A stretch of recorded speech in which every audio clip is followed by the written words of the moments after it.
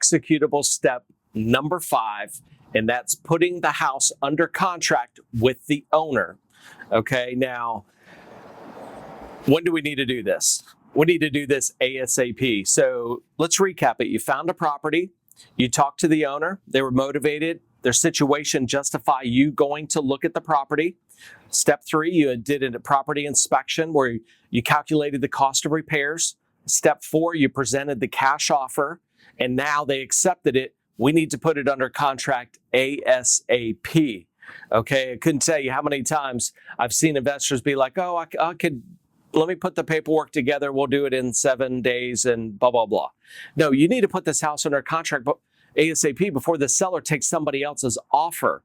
Okay, so always make the sense of urgency. Hey, we need to hurry up and get this done. The big keys here are giving yourself 30 to 90 days to close. So when you look at the contract and go through the contract video so you know how to fill out the contract, but 30 to 90 day window gives us the time to go out and find a new investor or buyer to wholesale this contract to. Remember, you're not selling the house. You're selling the contract that you're getting ready to sign with the owner.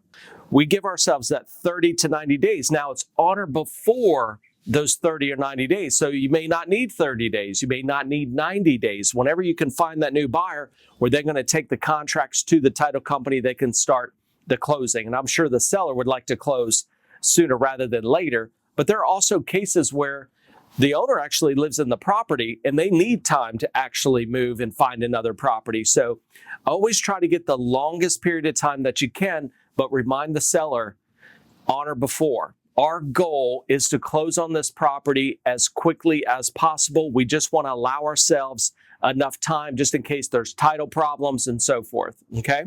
Disclosures. The number one disclosure is the subject to my financial partner's approval. And guess who your financial partner is? It could be your dog. It really doesn't matter because you're not even disclosing it. But this is what we call your out, your exit clause. So if you can't find a buyer, this is your out of the contract, okay? Your financial partner did not approve. We would then need to put that in writing, send that to the owner, and then say, sorry, we're not going to be able to buy your property. But before you even do that, I would rather you try to extend the agreement and give yourself some more time, okay? Always make 2 copies, right? So you're going to print out 2 copies, one for the seller and one for you, okay? Have them sign it. Now, at this particular time, we're going to move straight to executable step number 6. You're not going to be taking this contract down to the title company yet. Just a quick recap. Put under contract ASAP. Give yourself 30 to 90 days to close and make sure you have at least that one disclosure in subject to review of your financial partner, and then always make 2 copies.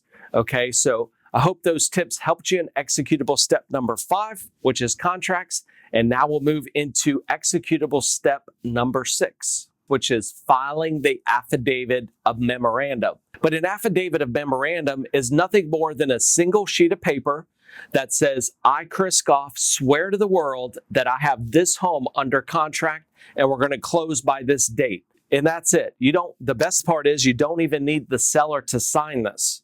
Okay, but why are we doing this?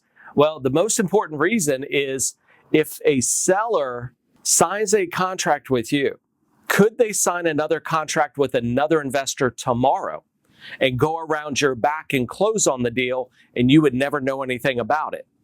Now, that could be breach of contract, but are you going to hire an attorney to go through and, spend $2,500 retainer fee to fight this? Probably not.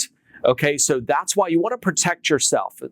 And step 6 it's one of those steps that's easy to do. You could do it on your own. You don't need to have the seller deal with buyers on this, but it's something that's there to protect you.